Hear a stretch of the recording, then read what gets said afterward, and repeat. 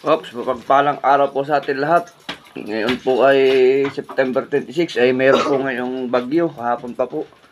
May kailangan po at medyo inilis po ang bagyo pero may share lang po sa inyo about sa kaligtasan ng tao. About sa kamatayan ng tao.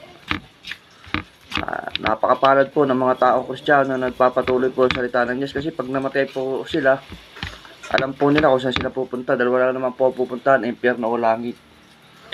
Pero ito po, napansin ko po sa tuwing lang may unos, sa tuwing may pagsubok po ba, struggle sa buhay. Katulad po ngayon, may bagyo. Ang mga tao po, sigurado, dasal ng dasal. Ang mga tao po, pukpok ng bahay.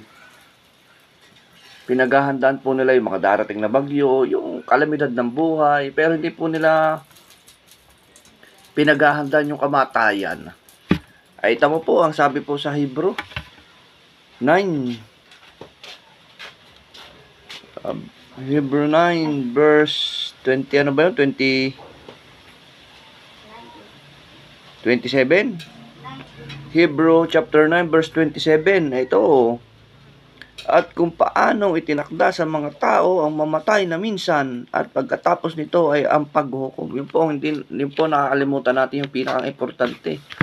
Paano po kayo makapaghanda kung kayo po ay matanda na, kung ano, wala na po.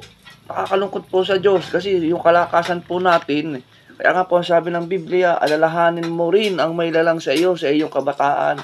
Huwag po na tayo humantong na kung kailan matanda na po tayo, saka po tayo hihingi ng tawad sa ating Panginoong Kristo. Pero hindi ko po kayo para husgahan. Kung tinuturo ko lang po yung mas tama. Pero kung kaawaan po kayo ng Diyos, kahit matanda na po kayo, humingi po kayo ng tawad sa Kanya, may posibilidad na maligtas po kayo.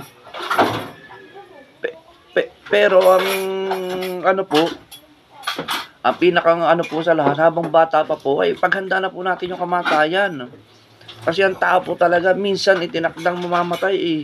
Ang sabi ng Panginoon eh. Sabi po sa Hebrew, ang tao minsan mamamatay eh. Itatakda kamatayan, pagkatapos ito paghukom, doon po tayo hukuman ng Diyos. Pag nahukuman po tayo ng Diyos, ibig sabihin po paghahanda. Kaya po nakakalungkot po. Ang pinaghahandaan lang po ng tao dito sa mundo, pagkain, kinabukasan. Hindi naman po natin mga ano kinabukasan, okay po yun. Wala pong problema doon. Kaso lang po ay bigyan po natin ng araw ang salita ng Diyos. Kasi ang sa Diyos nakikinig ng salita ng Diyos. Kasi Diyos po ha. Pero kung hindi ka sa Diyos, hindi nyo didirinig ang salita ng Diyos. Tayo po ngayon ay nakain. Yan po oh.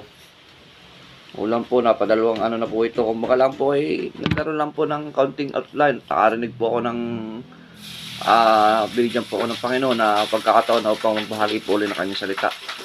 Hanggang dito na lang po at God bless. Hindi ko po alam kung ma-upload ko po agad-ari sapagkat run out. Kapagpalang araw po muli sa atin lahat.